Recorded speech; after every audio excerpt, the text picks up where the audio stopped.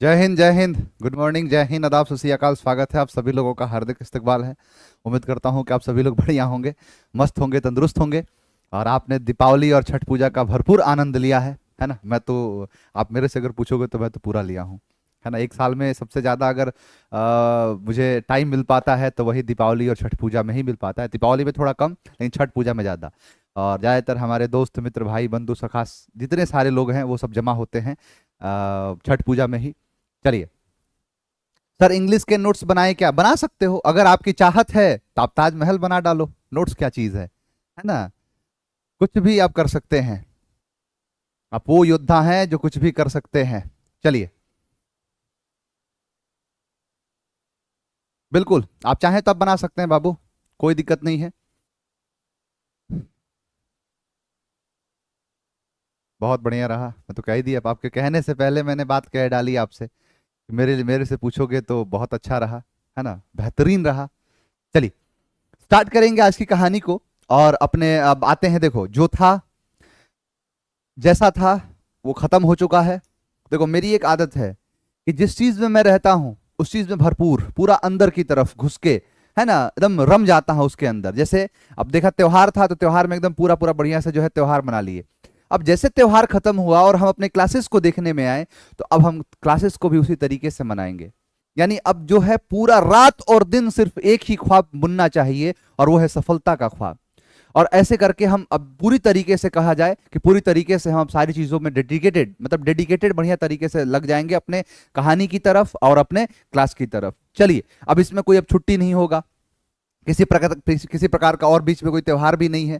तो मैं बस यही कहना चाहूंगा आपसे कि आप बढ़िया तरीके से, जितना जिस तरीके से आपने पूरा त्योहार का आनंद लिया, आप क्लास का भी आनंद लीजिए। आइए शुरू करते हैं यहाँ पर। और जो कि पहला शब्द है एस्टाउंड। एस्टाउंड का मतलब होता है आश्चर्यचकित होना। 2023 का सेकंड पेपर उठा के देखना, ये क्वेश्चन हूबहू पूछा हुआ है। एस्टाउंड का मतलब क्या होता है? तो एस्टाउंड का मतलब होता है आश्चर्य होना। एस्टाउंड का मतलब होता है एस्टोनिश हो जाना। यानी एस्टोनिश हो जाना, एस्टाउंड हो जाना, ये सारे क्या है? सिनोनिम है। तो एस्टाउंड का मतलब होता है आश्चर्य होना। एकदम ठीक है, एकदम पूरा ठीक है बाबू। मैं तो, आपको मेरा जोश और जुनून दिखाई दे रहा होगा किस कदर है ये। तो एस्टाउंड का मतलब होता है आश्चर्य होना, एस्टोनिश होना, उसे कहते हैं एस्टाउंड। अब एस्टाउंड को याद करो ऐसा टाउन से कि आपने देखा ऐसा टाउन, बड़ा बेहतरीन किस्म का आपको टाउन दिखाई दिया, कि आपने देखा ऐसा टाउन और उस टाउन को देख के आप हो गए एस्टाउंड। कि आपने ऐसा देखा टाउन जिसको देख के आप हो गए एस्टाउंड, यानी एकदम आश्चर्यचकित हो गए, रे मैयो ये कैसा टाउन देख लिया, ये तो पहली बार जीवन में देखा है। तो वही कह रहा है कि ऐसा देखा टाउन जिसको देख के हो गया एस्टाउंड, आश्चर्य हो गया। नेक्स्ट है एमनेशिया। एमनेशिया का मतलब होता है यादाश्त। यादस्त लिखा है। यादाश्त जो है खो जाना। क्या? यादाश्त जो है वो खत्म हो जाना, जिसको कहते हैं मेमोरी लॉस, है ना। आदमी को देखो ना, इंसान का मेमोरी लॉस हो जाता है। प्यार करने से पहले अंजाम देख लो, और यकीन ना आए तो गजनी और तेरे नाम देख लो। तो वही बात कह रहा है, उसी को हम एमनेशिया कहते हैं। एमनेशिया का मतलब होता है कि किसी यादाश्त का खत्म हो जाना। यादाश्त का खत्म हो जाना मतलब एक तरीके से जब चला जाता है, यादाश्त मिट जाता है किसी का, तो वही चीज कहलाता है क्या? यादाश्त। यादाश्त का खत्म होना एमनेशिया कहलाता है। तो एमनेशिया का मतलब होता है यादाश्त खो जाना। देखो, हालांकि एमनेशिया जो है ये एक डिसऑर्डर है।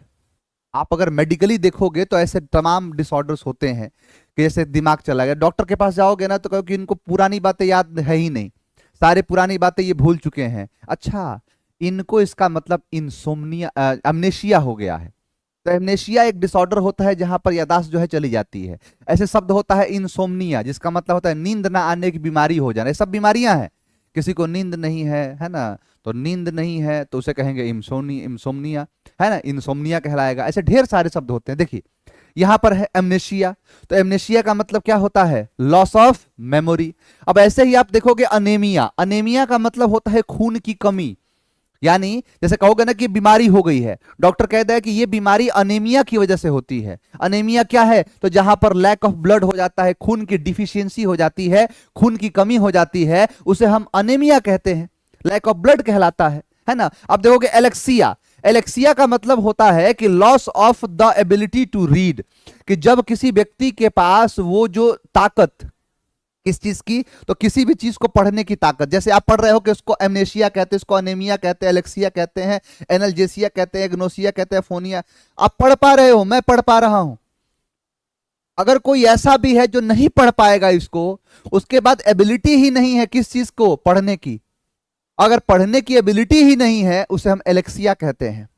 इसीलिए आप सुनोगे कि जैसे दिखा है ना, इसी चीज से बना दिया कि एलेक्सिया जो है ना उसको दूर करके एक चीज बनती है एलेक्सा। तो एलेक्सिया यही चीज है, loss of ability to read. यहां पर देखो, यहां पर है एनल्जेसिया, जिसका मतलब होता है लॉस ऑफ एबिलिटी, हर चीज में एबिलिटी होगा, जो उसको खो दिया। फील पेन, कि किसी को दर्द का एहसास ही नहीं हो रहा है, मार बांसे बांस मार रहे हैं उसके पैर पर, लेकिन उसको दर्द नहीं फील हो रहा है, एनल्जेसिया हो गया है, डिसऑर्डर है। तो एनल्जेसिया क्या है? एक डिसऑर्डर है। कई देखोगे कई लोग जो होते हैं कि इंजेक्शन लगा देते हैं वहां पर, हालांकि वो डिसऑर्डर नहीं होता है ना, वो अनकॉन्शियसनेस जो होता है उसकी वजह से होता है। एनल्जेसिया कहलाता है, loss of ability to feel pain, उसे कहते हैं एनल्जेसिया। आप देखो एनोस्मिया, ये आपने पर्सनली कई ऐसे बच्चे होंगे जो फील किए होंगे। कैसे? तो देखो एनोस्मिया, आप याद करो कोविड के दिन, कोविड जिसको हो रहा था उसके ना सूंघने की क्षमता खत्म हो जा रही थी, मतलब उसको जो क्षमता, जो सूंघने की जो क्षमता होती है वही गायब, यानी क्या? एनोस्मिया।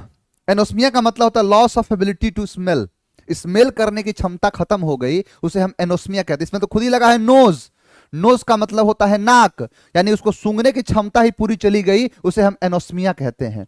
क्या कहते हैं? Loss of ability to smell. फिर मैंने कहा अफोनिया। अफोन का मतलब देखो, फोन का मतलब होता है साउंड और ए का मतलब होता है नेगेटिव, कि जहां पर वो एबिलिटी, जहां पर चीजें सुनाई देती है, साउंड सुनाई देता है, वही खत्म हो जाना, aphonia, loss of ability to listen.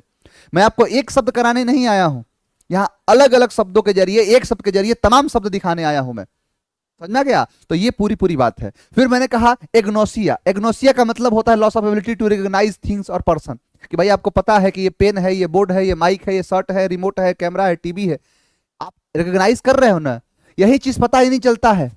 लड़का, छोटका लड़का रहता है, नहीं कहते हो बहु नोज, बोलो नोज, तो बोलेगा नोज, अरे नोज ये नहीं है, ये है नोज। उसके पास अभी क्या वो चीज डेवलप होता है, और वो बीमारी लग जाएगी तो चीजों को पहचान ही नहीं पाएगा। ये लोग देखोगे ना, आप कौन है? अच्छा, फिर थोड़ी देर बताएगा कि हाँ मैं ये हूं, फलाने जगह से आया हूं, इनसे रिलेशन है, ये है, वो है, और फिर थोड़ी देर पूछे आप कौन है। यही चीज कहलाता है क्या? एग्नोसिया। जैसे ढेर सारे डिसऑर्डर होते हैं, है ना। बॉलीवुड वाला गाना गाता है कि मुझे नींद ना आए, मुझे चैन ना आए, कोई जाए जरा ढूंढ के लाए, न जाने कहाँ दिल खो गया। मतलब दिल खो गया तो जी पाएगा? देखते हो, प्रैक्टिकली देखोगे ना कि दिल खो गया, दिल का कोई तुम्हारा थैला है कि खो जाएगा? है कहा चाबी है खो जाएगा? दिल खो गया, तुम का कर रहे हो फिर, है ना। तो अलग अलग गाना सब बना, हालांकि उसमें यह है कि मुझे नींद ना आए, मुझे चैन ना आए, कोई जाए जरा डॉक्टर ले आए, लगता है मुझे इंसोम्निया हो गया। इंसोम्निया एक मेडिकल डिसऑर्डर होता है जिसके कारण से नींद नहीं आती है, क्योंकि सोम्न का मतलब होता है सोना और इनसोम्निया का मतलब होता है नहीं सोना। वो बीमारी लग गई जिससे सो नहीं पा रहा है, उसे कहते हैं। तो ये सारे के सारे आपके शब्द थे, एक शब्द था लेकिन तमाम ऐसे शब्द दिखाए। और मैंने कि जब भी आप कभी ऐसे शब्दों को देखिए तो आप ये मत सोचिएगा कि सर ये मुझे पता नहीं है, सब कुछ आपको पता है ना, वही चीज है। तो अमनेशिया का मतलब क्या है? रात खो जाना। आई एम इन नशा, जब आदमी नशा में होता है तो उसे चीजें यादें नहीं रहती है, क्या कहा था मैंने, तो वही चीज है आई एम इन नशा, एमनेशिया, यादाश्त खो जाना। नेक्स्ट है असॉइल, दोष मुक्त करना। असॉइल का मतलब होता है किसी को उसके लगाए गए चार्जेस से उसको बरी कर देना, मुक्त कर देना। मुक्त का मतलब होता है रिहा कर देना। असॉइल, आपको मैंने एक शब्द कराया था ना, एब्सॉल्व, दोष से मुक्त कर देना, है ना। ऐसे ढेर सारे शब्द। एक शब्द क्या था? अरेन, जिसका मतलब होता है दोषी ठहराना, इसका एंटोनिम है भाई, दोष से मुक्त कर दिया, है ना, वही चीज। तो असॉइल का मतलब होता है दोष मुक्त कर देना, है ना। जैसे कहते हैं अपराध मुक्त भारत, यानी भारत में अपराध, जो जितने अपराध हैं उनको जो दूर कर देना है, नष्ट कर देना है, तो वही चीज है। दोष से मुक्त करने को असॉइल कहते हैं। देखो, पति पत्नी है, खास करके महिलाओं की एक आदत होती है ना कि कितनी भी गलती कर ले, वो सॉरी नहीं बोलेगी। पुरुष को पता है, आदमी को पता है, उसके पास नहीं कहते हैं कि I have bigger fish to fry, उनके पास ढेर सारे ऐसे काम है। अब वो सोचेंगे क्या कि अरे यार काम करना है, काहे खामखा इनके चक्कर में लगूं मैं, काहे इनसे लड़ाई करता रहूं मैं, दिमाग खराब रहेगा झूठ-मूठ का। इसीलिए वो तुरंत कहता है नहीं, अभी के अभी मैटर शांत करो, सॉरी बोल दिया, कान पकड़ लिया, जो कहना है कह दिया, कारण है कि उसके आगे और काम है। लेकिन महिलाओं को सबसे बड़ी दिक्कत यह है ना कि उनको ये एहसास तक नहीं होता है कि मैंने गलती की है। हम तो गलती कर ही नहीं सकते हैं, हमसे गलती हो जाएगा ना, ई ना चोलबो। लेकिन मान लो कि पत्नी को पता चल गया कि गलती तो मेरी ही थी, गलती किसी और की नहीं, गलती मेरी थी खुद की, लेकिन अब तो सॉरी बोलना जाए उसको, सॉरी बोले तो बोले कैसे सॉरी? उसने कहा कि रुको, इसका दूसरा उपाय है ना, मार्केट से एक लेके आई ऑयल और उसमें बढ़िया सा एकदम पूरी सब्जी और बढ़िया सा एकदम पकवान बनाया, खाना बनवाया, खाना उसमें बनाया और ऐसे ऑयल में खाना बनाया कि पति उस खाने को खा के उसे असॉयल कर दिया। कि ऐसा ऑयल जिससे पति कर दिया असॉयल, ऐसा ऑयल जिससे पति क्या कर दिया असॉयल, यानी दोष से मुक्त कर दिया। कोई बात नहीं, अरे तुम गलती क्यों हो सकते हो, छोड़ो ना, गुजरे वक्त का हिसाब रखना छोड़ दिया, जो मेरा नहीं था उसे अपने पास रखना छोड़ दिया, जो भी बातें थी उसको कह दिया कि नहीं कोई बात नहीं, चलो, अरे गलती हो जाती है भाई, भगवान से गलती हो जाती है, तुम तो फिर भी परी हो, इंसान नहीं, भगवान से भी गलती हो जाती है, तुम तो खुद परी हो। ओ माय गॉड, उसको लगा कोई बात नहीं, हो गया जो होना था वो हो गया, और एक पूरी लो, एक और पूरी, वही बात है। तो सॉइल मतलब दोष मुक्त कर देना। नेक्स्ट है एग्लो। एग्लो का मतलब होता है चमकना। देखो इसके दो तरीके हैं, दोनों आपके सामने रखा हुआ है। एक तो है एंग्लो, आंगल अंग्रेज, जो भारत में आए, जो अंग्रेज इंग्लैंड से आके भारत में रह गए, उनको हमने कह दिया एंग्लो इंडियंस। तो जो एंग्लो लोग होते हैं वो बहुत एग्लो करते हैं। एंग्लो लोग क्या करते हैं, एग्लो करते हैं, चमकते हैं, या इसको ग्लो से याद कर लो कि कोई कर रहा है ग्लो, उसे कहेंगे एग्लो, ग्लो एग्लो, ग्लो एग्लो, ग्लो एग्लो, चमकना, ब्राइट करना। नेक्स्ट है अपराइज। अपराइज का मतलब होता है सूचित करना, आपको मिलेगा प्राइज, इसके लिए किया जा रहा है अपराइज, कि आपको मिलेगा प्राइज, आपको किया जा रहा है अपराइज, कि आपको मिलने वाला है प्राइज और आपको किया जाएगा अपराइज, सूचित किया जाएगा। जैसे मान लो कि आपने कोई अच्छा काम कर दिया तो आपको प्राइज मिलने वाला है, तो प्राइज मिलने से पहले आपके पास टीम आएगी और आके आपको सूचित करेगी कि देखो भाई आपने ये काम किया था, इसके वजह से आपको फलाने फलाने जगह से आपको सम्मानित किया जाने वाला है। तो वही चीज कहलाएगा, आपको मिलने वाला है प्राइज और किया जाएगा अपराइज, सूचित किया जाएगा। नेक्स्ट है एनिमोसिटी, दुश्मनी को कहते हैं, हेट्रेड, उसी को कहते हैं एनिमोसिटी। अन्नी की मौसी का हर किसी से एनिमोसिटी रहता है। यहां पर है अन्नी और इसकी मौसी, यानी अन्नी की मौसी का हर किसी के साथ, एक के साथ नहीं, दो के साथ नहीं, हर किसी के साथ, यानी अन्नी की मौसी का हर किसी के साथ एनिमोसिटी रहता है, दुश्मनी रहता है, हेट्रेड रहता है। तो अन्नी की मौसी का हर किसी के साथ एनिमोसिटी रहता है, दुश्मनी, हेट्रेड। नेक्स्ट है एम्ब्यूलेटरी, जिसका मतलब होता है चलने में सक्षम। जो वॉकिंग होता है, जो चलने में सक्षम होता है, उसे कहते हैं एम्ब्यूलेटरी। अब याद करिए, आपको मैंने शब्द कराया था एएम, जिसका मतलब रूटवर्ड ही क्या है, मोहब्बत से, प्यार से, लगाव से, दोस्ती से, उसी का शब्द है एम्ब्यूलेटरी। बेसिकली एक शब्द होता है बाबू एम्बुल, इस एम्बुल का मतलब होता है वॉक। एम्बुल का मतलब क्या होता है, जो वॉक है उसे कहते हैं एम्बुल। कहा जाता है प्राचीन काल में जब लड़ाइयां होती थी और उन लड़ाइयों के बीच में कुछ ऐसे लोग रहा करते थे जो उस लड़ाई के मैदान से वो घायल सैनिकों को बाहर निकाला करते थे। जब उन घायल सैनिकों को बाहर निकालते थे तब तो रास्ता तो कोई देगा नहीं, तो स्ट्रेचर पर लिटा के जहां जहां जैसे जैसे मन करता था, जैसे भी जगह मिलता था, वहां से वो ले जाके निकाल के उनको बाहर निकालते थे और लेके आते थे। बेसिकली उनको कहा जाता था एम्बुल कर रहे हैं। बाद में इसमें एएनसी, एएनसी क्या है, जो एएनसी क्या है, एएनसीई को कहते हैं सफिक्स। आपको जब नाउन पूरा मैं पढ़ा दूंगा तो मैं वो बताऊंगा कि मतलब एएनसी क्या होता है। तो ये नाउन का एक सफिक्स है, जिसका मतलब जैसे जब भी किसी शब्द में लगा दोगे तो वो बन जाएगा क्या, नाउन। तो उसी एम्बुल में जोड़ दिया गया एंस, जिसका मतलब बन गया एम्बुलेंस, जिसका काम आज ये करता है। इनफैक्ट आपको जब भी कभी एम्बुल शब्द दिखाई देगा, इसका मतलब आप याद करना सीधा सीधा वॉक। जैसे आपको कहा जाए कि जिसको नींद में चलने की बीमारी होती है उसे कहते हैं सोमनैम्बुल, वो व्यक्ति जो नींद में चलता है उसे कहते हैं सोमनैम्बुलिस्ट। तो एम्ब्यूल का मतलब ही होता है वॉक, एम्ब्यूलेटरी का मतलब होता है चलने में सक्षम, वॉकिंग जो होता है उसे कहते हैं एम्ब्यूलेटरी। नेक्स्ट है आगमेंट, बढ़ाना। आगमेंट का मतलब होता है एम्पलीफाई करना, ऑलरेडी एम्पलीफाई करा दिया हूं। अब देखो सिनोनिम बना इसका ना, इसीलिए मैंने कहा था सिनोनिम और एंटोनिम आपको याद नहीं करना है, अपने आप याद हो जाएगा। आगे ए लेटर में लेसन कराऊंगा कि एक एक लेसन पढ़ते हो तो आपका सब्जेक्ट लेसन हो जाता है, कम हो जाता है। तो ऑगमेंट का मतलब होता है बढ़ाना। आग में घी डाल दिया, आप सभी जानते हैं, बचपन से मुहावरा सुनते आ रहे हैं, आग में घी डालना, भड़काना, बढ़ाना। तो आग में घी डाल के आगमेंट कर दिया। तो आग में घी डाल के आगमेंट कर दिया यानी बढ़ा दिया, एम्पलीफाई कर दिया। तो आग में घी डाला और आगमेंट कर दिया, बढ़ा दिया, एम्पलीफाई कर दिया। यहां पर है एक्सिलरी, जिसका मतलब होता है सहायक।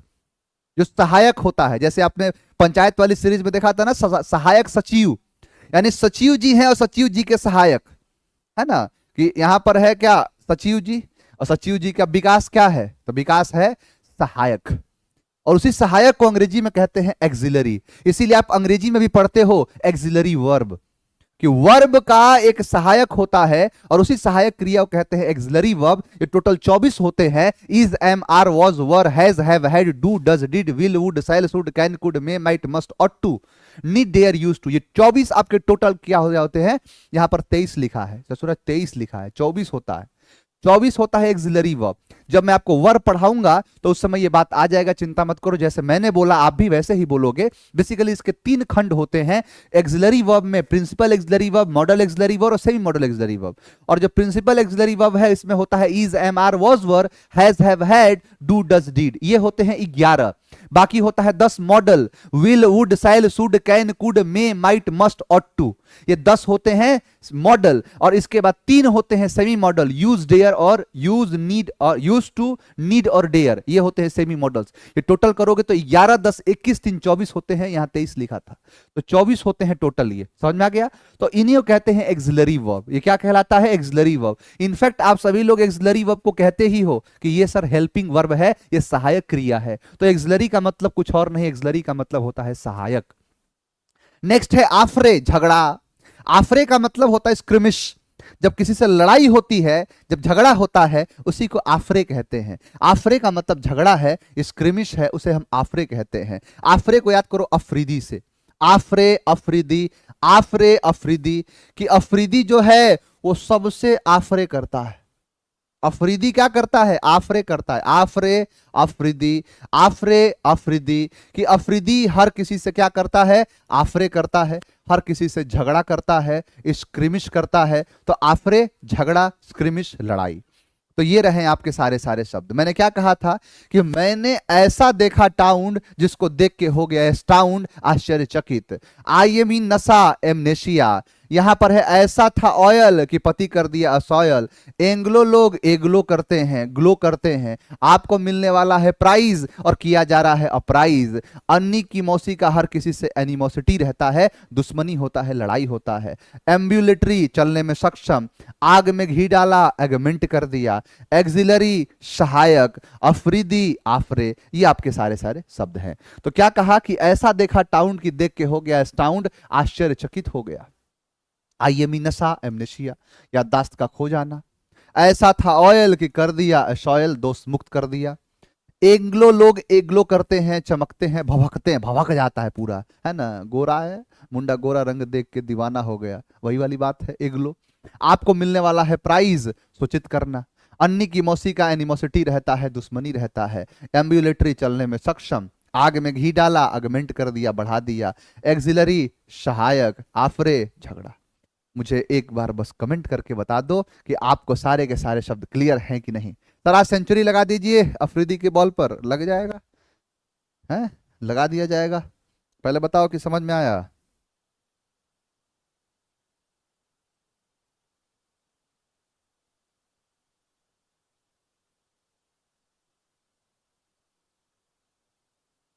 क्लियर है बाबू। सेंचुरी तो लगाते ही हैं। देखो पता है, अब थोड़ा क्रिकेट की बात करते हैं। अपने लोगों का सबसे पसंदीदा गेम ही है क्रिकेट। एक, जब बैट्समैन जो होता है ना, बैट्समैन, पता है जब बॉलर के ठीक ऊपर से छक्का मारता है ना, बॉलर को ये लगता है ना कि सामने से आके झापड़ मारा है। विराट कोहली ने हरीश रॉफ की बॉल पर जिस समय छक्का मारा था, वो best 6th of the century बन गया था, ठीक सर के ऊपर से। और मुझे ये पता है कि उसके अलावा कोई और मार भी नहीं सकता है, कि वैसा शॉट मारना विराट कोहली को ही आता है ना। तो हमेशा ही लोग पाकिस्तानी सब हमेशा ना, हमेशा ही रिलाता है, लेकिन फिर भी मारने वाला है नहीं। हाँ टेंस पढ़ाएंगे, बिल्कुल पढ़ाएंगे बाबू, सब कुछ पढ़ाएंगे। चलो आप थोड़ा सा पुरानी बातें करते हैं। मैंने आपसे नाउन जब पढ़ाया था मैं आपको, तो मैंने उस नाउन के दरमियान मैंने आपको कुछ बातें बताई थी कि नाउन आपको तभी समझ में आएगा जब आपको जेंडर समझ में आ जाए। बोलो सर आ गया? हाँ सर, जेंडर समझ में आ गया मतलब बहुत अच्छी बात है। फिर मैंने कहा था कि जेंडर आ जाए, इसके बाद पर्सन आ जाए, इसके बाद नंबर आ जाए, इसके बाद केस आ जाए। क्या कहा मैंने कि नाउन आपको तब समझ में आएगा कि जब आपको जेंडर, पर्सन, नंबर और केस आ जाए समझ में। समझ गया?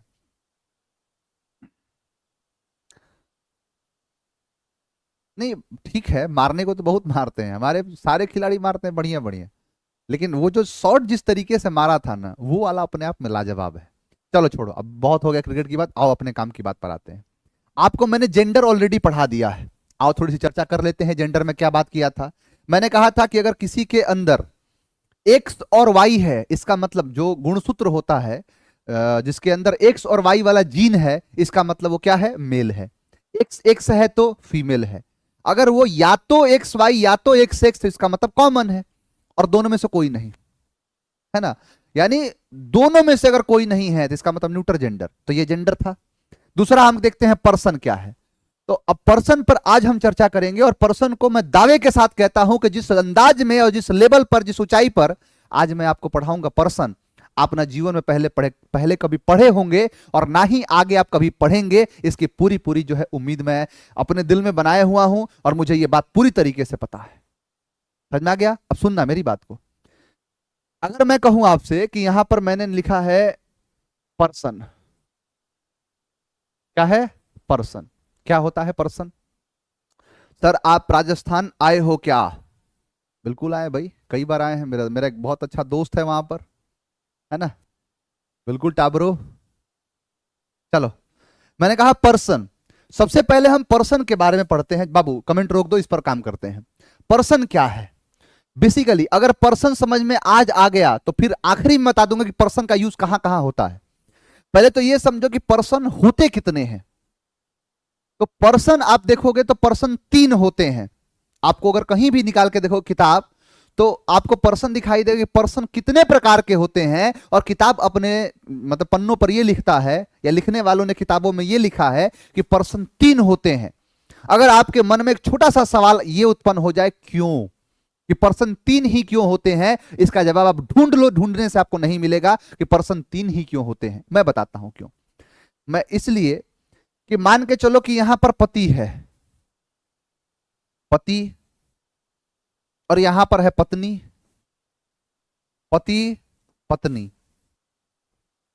और यहां पर इस पत्नी की सास और इस पति की मां, यानी बेटे की मां और जो बहू की सास। तो इसको मैं मां लिख देता हूं, और इधर सास भी लिख देता हूं, है ना? अब सुनना मेरी बात। अब यहां पर हम कहीं से भी शुरू कर सकते हैं, जिससे शुरू करेंगे उसे हम 1 नंबर देंगे कि शुरुआत किया है, पहल किया है, पहला है ना? पहल है तो पहल क्या है, तो क्या कहलाएगा उसमें, मतलब अव्वल है, पहला है, तो उसे हम कहेंगे 1। जैसे मान लो हमने पति से शुरू किया कि पति कहता है किससे? पत्नी से, तो 2। ये पहला किसने, जिसने कहा किससे? पत्नी से। क्या कहा कि मेरी मां कह रही थी कि तुम चुड़ैल हो। तीसरी कौन? तो मां। पति ने कहा पत्नी से, क्या कहा कि मेरी मां कह रही थी, यानी तुम्हारी सास यानी मेरी मां, कि मेरी मां या तुम्हारी सास कह रही थी कि तुम चुड़ैल हो। ठीक, एक कहानी हुआ। दूसरा, अब पत्नी कहती है, किससे कहती है? पति से, कि तुम्हारी मां चुड़ैल है। 3 तो लिखा हुआ है कि तुम्हारी मां चुड़ैल है। कहता अच्छा। अब फिर से इसका बेटा, इसका पति जाता है और कहता है क्या? मां से कहा होगा कुछ भी, क्या कहा कि जानती हो मां, यानी 2। ये कहता है कि जानती हो मां, तुम्हारी बहू मेरी पत्नी कह रही थी कि तुम चुड़ैल हो। ठीक, अब जाती है मां और कहती है किससे? अपनी बहू से, इसकी पत्नी से, कि क्यों बहू तुम कह रही थी कि मैं चुड़ैल हूं, तो नहीं। किसने कहा? तो मेरे बेटे ने कहा। आप कितना भी खिचड़ी पका लो, चाहे इस कहानी में कुछ और चीज उठा लो, कोई नई स्टोरी बना लो, आप देखोगे कि सारी कहानी तीन लोगों के बीच में पक जाएगी। ये पूरी खिचड़ी किस में पकेगी? तीन लोगों के बीच में। चाहे आप यहां पर पति पत्नी है, यहां पर ननद रख लो, पति पत्नी यहां देवर रख लो, पति पत्नी ससुर रख लो, पति पत्नी वो रख लो, जो रखना है रखो, तीन लोगों में खिचड़ी पकेगी। यहीं से जितने सारे लिखने वालों ने लिखा है और क्या कहा है, यहां पर यही कहा है कि जिसने बोला, पहल किया, जो पहल किया वो फर्स्ट पर्सन। अब कोई बोलेगा तो कोई ना कोई सुनेगा, तो सुनने वाला सेकंड पर्सन, और जिसके बारे में बात होगी वो थर्ड पर्सन। यानी पर्सन कितने निकल के आए? तो तीन। कितने? तीन। फर्स्ट पर्सन, सेकेंड पर्सन, और यहां पर थर्ड पर्सन। क्या कहा? कि जो बोलेगा, यानी one who speaks, one who speaks, कि जो बोलता है, that is called first person. One who lessons, जो सुनता है, that is called second person. And say about the other words, that is called third person.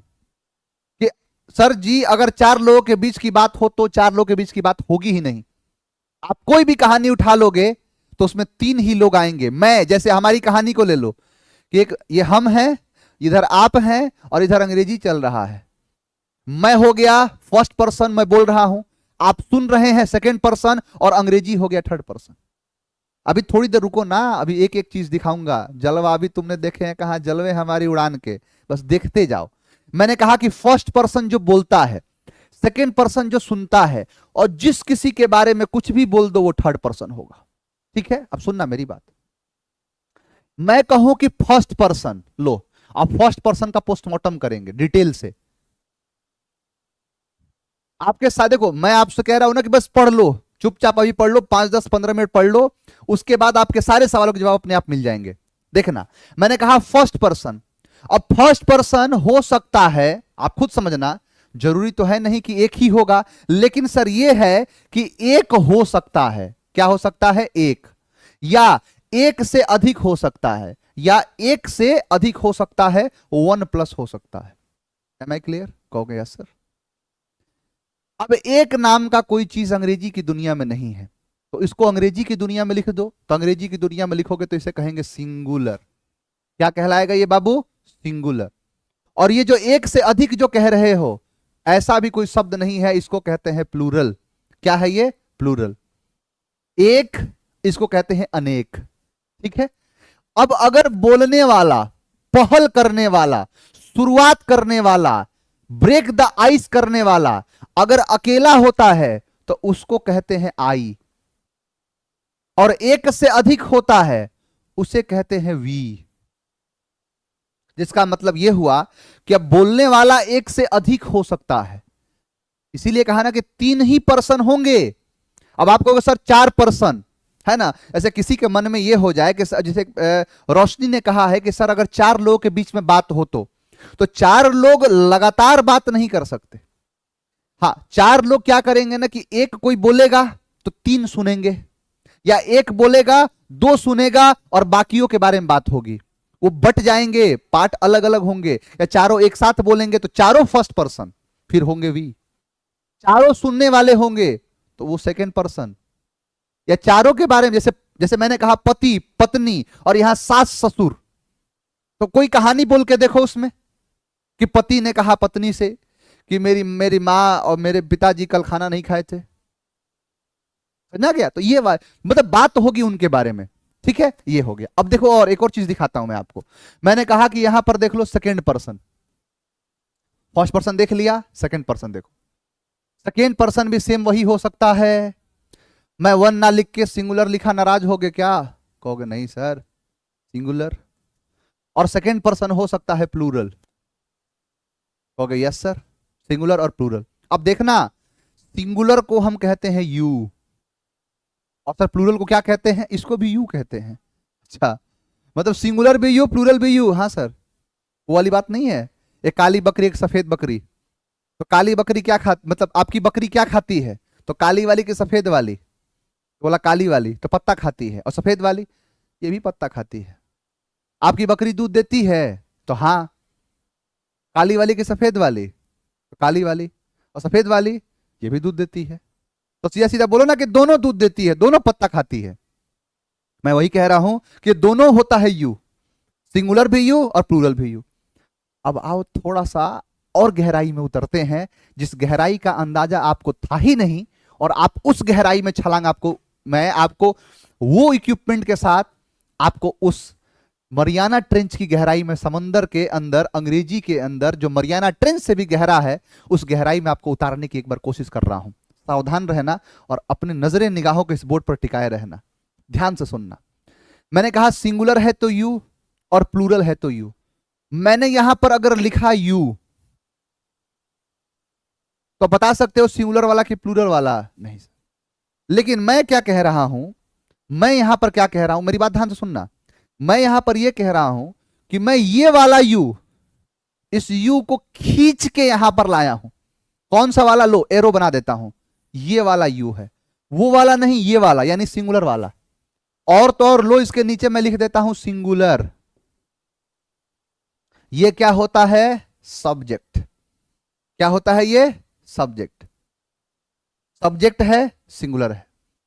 मैं आपसे एक बात पूछता कि यू के साथ इज लगाऊं कि आर? यू के साथ इज लगाऊं कि यू के साथ आर लगाऊं? इज लगाओगे सिंगुलर पाओगे, आर लगाओगे प्लूरल कहलाओगे। ये दोनों क्या हैं? वर्ब।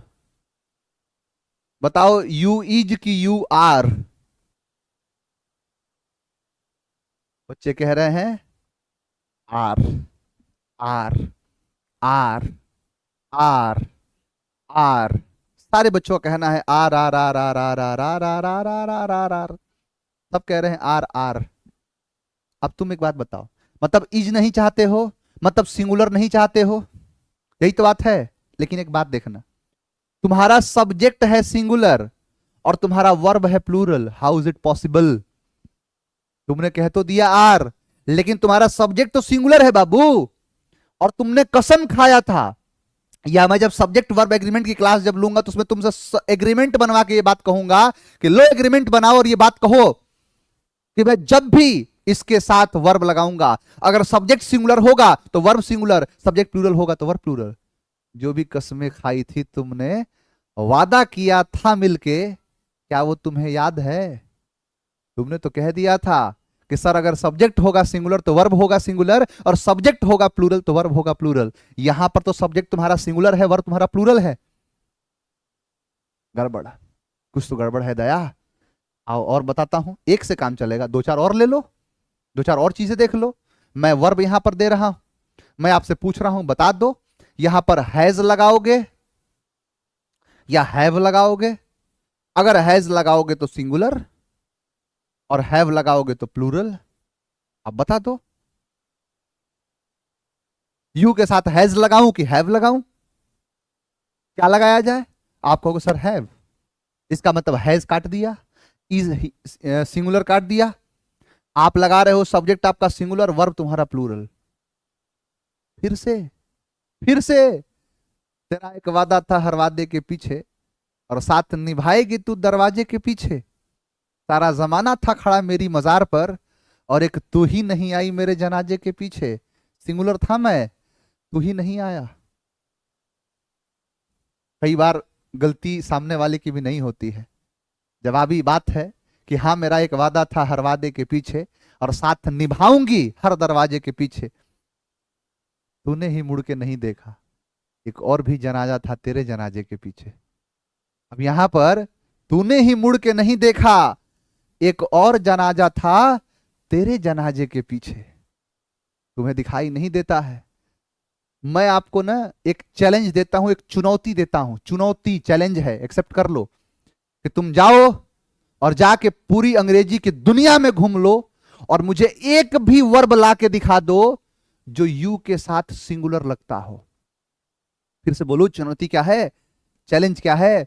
मैंने ये कहा कि जाओ पूरी दुनिया अंग्रेजी की घूम डालो और मुझे एक वर्ब ला के दिखा दो, एक सिंगल वर्ब ला के दिखा दो कि जो ऐसा वर्ब है जो यू के साथ सिंगुलर लगता है। ओके सर, जाओ आराम से ढूंढ लेना, अभी टाइम और भी है, लेकिन जब ढूंढ के आओगे तो यही पाओगे कि सर जग घूमया, लेकिन यू के साथ कहीं भी सिंगुलर वर्ब नहीं मिला। जितना जग घूमना था घूम लिया, लेकिन इसके साथ मुझे सिंगुलर वर्ब नहीं मिला। बताओ, अगर है तो कमेंट करके बताओ मुझे कि कोई ऐसा वर्ब है जो सिंगुलर होता है, कोई ऐसा वर्ब है जो सिंगुलर प्रयोग किया जाता है।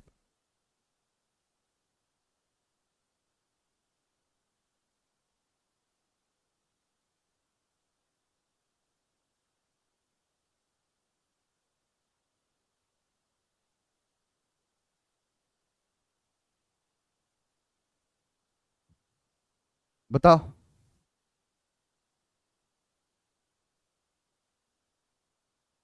एक भी शब्द, एक भी छोटा सा शब्द मुझे दिखा दो ना मेरे लाल, मान जाऊं।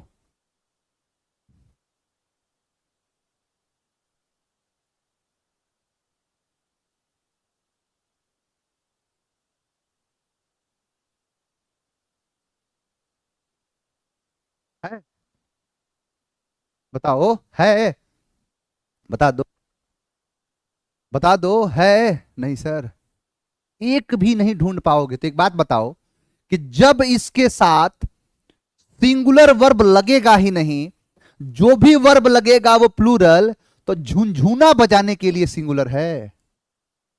किस लिए सिंगुलर है? इसीलिए मैं कहूंगा कि यू जो होता है वो हमेशा होता है इसका यूज प्लूरल, सिंगुलर यूज नहीं होता, कहीं भी सिंगुलर यूज नहीं होता। तो इसको हमें करना पड़ेगा क्या? प्लूरल। कि चाहे कोई भी वर्ब ले लो, वो सॉरी कोई भी वर्ब लगाओ इसके साथ, यू के साथ हमेशा प्लूरल ही लगेगा, तो ये सब होगा क्या? तो होगा ये प्लूरल। यू विल हो सकता है, तो ही विल नहीं हो सकता है बाबू। बोलो, ही विल नहीं हो सकता है। आप कह रहे हो कि अच्छा सिंगुलर है, ठीक है, तो दे विल नहीं हो सकता। बताओ, दे विल नहीं हो सकता। राम मोहन सोहन गणेश महेश दिनेश विल नहीं हो सकता, वो भी तो प्लूरल है। मॉडल का सिंगुलर प्लूरल मॉडल नहीं होता है, समझना? नहीं मिलेगा। मैं कह रहा हूं ना, चीते की चाल बाज की नजर बाजीराव की तलवार, और पीएस सर के मार्कर पर कभी संदेह मत करना, क्योंकि ट्रिगर पर उंगली रखने वाला हर कोई शूटर नहीं होता, और मार्कर पर उंगली रखने वाला हर कोई टीचर नहीं होता। इसीलिए मैं कह दिया, चीते की चाल बाज की नजर बाजीराव की तलवार, और पीएस सर के मार्कर पर कभी संदेह मत करना। अलग लेवल है इनका, समझना क्या? ये बात का ध्यान रखना। ये है पूरा पूरा, ये हमेशा प्लूरल यूज होता है। जरा एक दफा पहले आ जाओ, जरा यहां भी कुछ बातें कर लेते हैं, यहां भी थोड़ी कसमें खा लेते हैं, इसका यूज क्या है। चलो, वहां तो खींच के लाना था, यहां पर अगर मैं कहूं कि आई लाया हूं, इसका मतलब आई कौन सा वाला है? तो सिंगुलर वाला है। आई क्या है? सिंगुलर वाला है, ठीक है। यहां पर लिख भी देता हूं कि आई सिंगुलर वाला है। आई क्या है? तो सर सब्जेक्ट है, ठीक है। अब मैं फिर से पूछ रहा हूं, आई हैज कि आई हैव? अगर हैज लगाओगे तो सिंगुलर पाओगे, और हैव लगाओगे तो प्लूरल पाओगे। वर्ब लगा लो।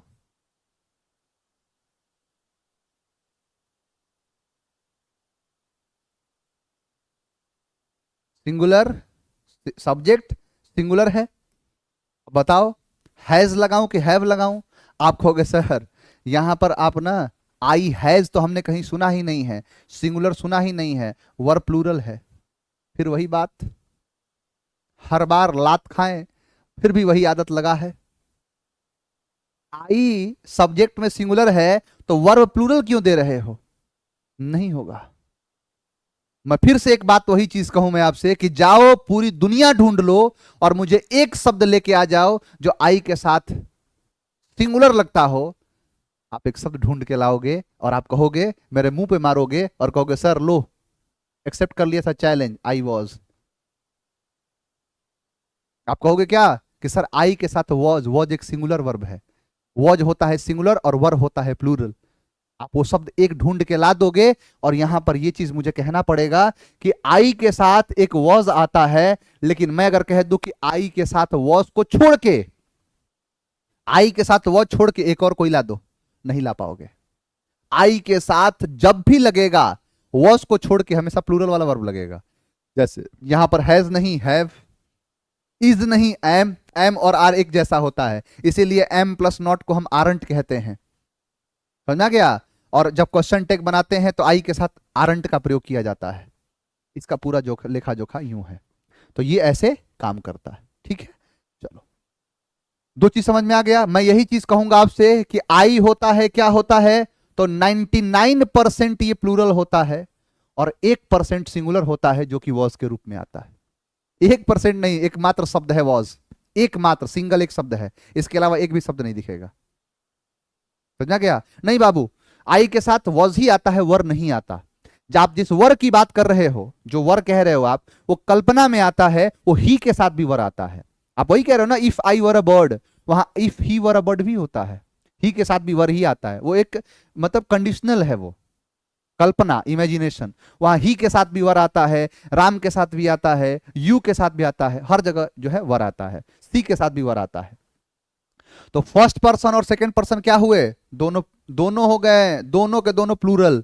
तो ये दिमाग से निकाल दो कि ये होते हैं सिंगुलर, दोनों के दोनों होते हैं प्लूरल। अब जब आप बोलते हो ना, जब अंग्रेजी आप बोलते हो, तो इंग्लिश बोलते समय एक चीज आपके दिमाग में सबसे ज्यादा चुक गला जो है ना, सबसे ज्यादा चुक पता है कब करता है? जब कंफ्यूज होते हो, सिंगुलर वाला वर्ब लगाऊं कि प्लूरल वाला। अब आपके दिमाग को एकदम स्मूथनेस मिला है, एकदम फ्री मिल गया, आप एकदम फ्री हो गए कि सर जब भी इसके साथ वर्ब लगाऊंगा वो हमेशा वर्ब प्लूरल लगेगा, टेंशन फ्री है ना। अब सुनना, उसके बाद आते हैं थर्ड पर्सन पे।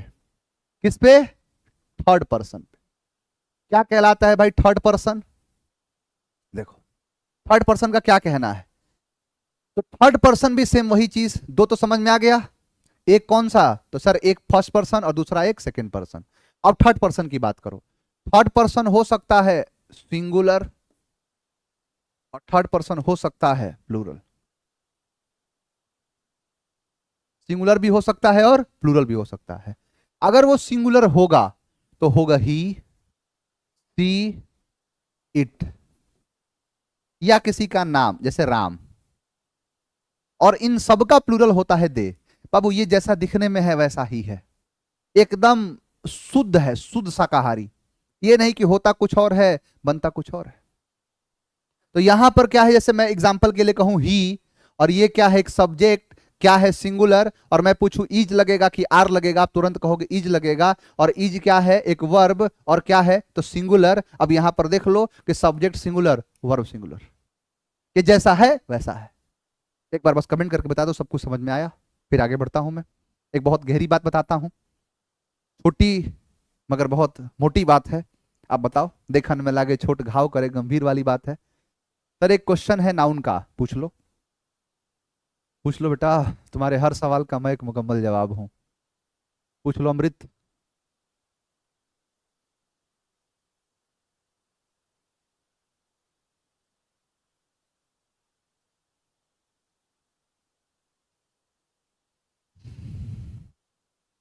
द बॉयज बताओ, बॉय का बॉयज तो प्लूरल ही होगा। सब सिखाऊंगा, चिंता काहे कर रहे हो, यहीं से पड़ाव शुरू होगा नंबर का।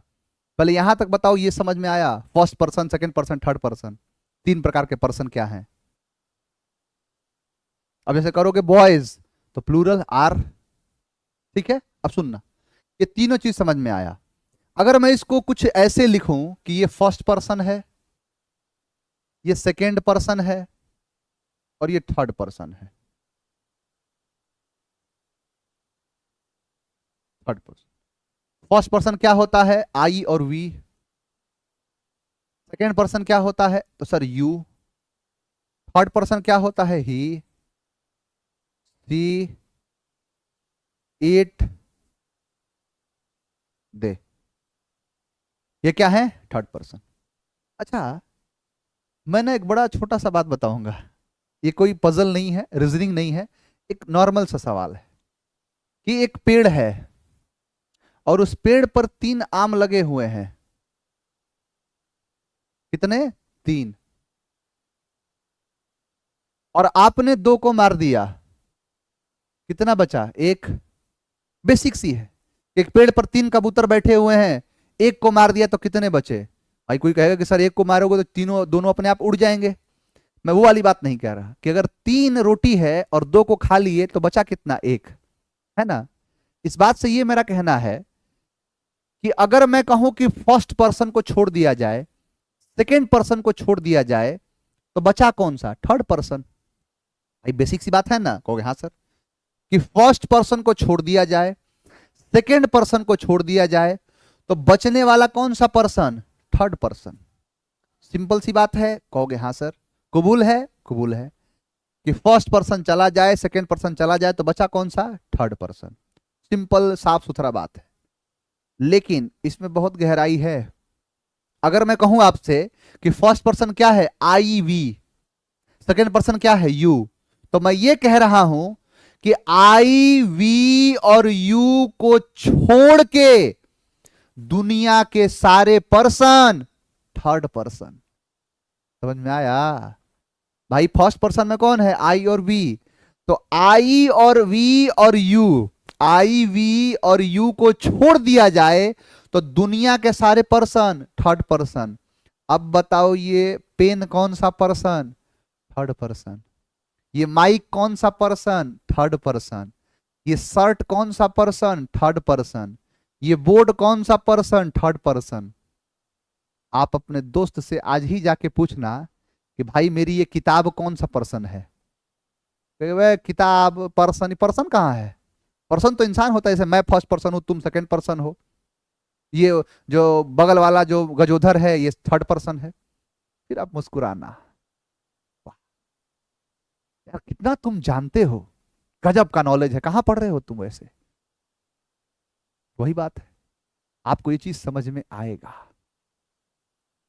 समय दर समय ये चीज एहसास होता रहेगा कि आज 5 को हरा रहे हो, कल 50 को हराओगे, और फिर 5,000, फिर 50,000, और फिर लाखों को हराओगे। और यही हराना ही तो तुम्हें है एग्जाम तक, सिलेक्शन तक। लोगों को कुचल के आगे जाना है, रौंद के आगे जाना है। सफलता की यही खास अदा है। जब तक आप लोगों को कुचलोगे नहीं, तब तक आगे बढ़ नहीं सकते। हराना तो पड़ेगा ही, या तो हारो या हराओ, मारो या मरो, दोनों में से एक ही है। वही चीज है। समझना गया? तो यही बात है कि आई वी यू को छोड़ के दुनिया के सारे पर्सन थर्ड पर्सन होते हैं। ठीक है, ये पूरी पूरी बात है। बताओ कोई दिक्कत यहां तक? कहोगे नहीं सर। अब आपके जितने भी सवाल थे, उम्मीद करता हूं उनके सारे जवाब आपको मिल चुके होंगे। चाहे कोई भी कहानी ले लो, यही थर्ड पर्सन, यही पर्सन है। पता है लोग इसको हल्के में लेते हैं बाबू। जब आपको मैं प्रोनाउन पढ़ाऊंगा उसमें आएगा पर्सनल प्रोनाउन, पर्सनल प्रोनाउन में यही आता है 1 2 3। जब मैं आपको एक तरीके से, जब मैं नरेशन पढ़ाऊंगा उसमें आता है change of person, SON rule. लोग इसको मजाक में लेते हैं। पर्सन का यूज बहुत ज्यादा जरूरी है, लोग हल्के में लेते हैं। तो इसीलिए आपको मैंने हल्के में नहीं लिया, मैं हल्के में किसी चीज को नहीं लेता। ठीक है, तो आप बढ़िया से पढ़ाई करते रहिए। आपके अगले क्लास का भी वक्त हो चुका है। आपसे मुलाकात करेंगे कल, और कल आगे की चीजों को और आगे बढ़ाएंगे। यहां से पर्सन के बाद हम आगे की तरफ देखेंगे, और ये इसके कुछ भाग आपको अगले वाली चीजों में और भी दिखाई देंगे। तो चलिए आज के लिए इतना ही, मिलते हैं आपसे कल। मन लगा के पढ़ाई करते रहिए। नाउन का शीट आपको अपलोड कर दिया जाएगा। जो भी चीजें हैं धीरे धीरे अब जो है पूरा पढ़ाई आपका बढ़िया, मुझे ये है कि अब धीरे धीरे आपकी चीजें अब बढ़िया होती जाएंगी। चलिए, थैंक यू वेरी मच। जय हिंद।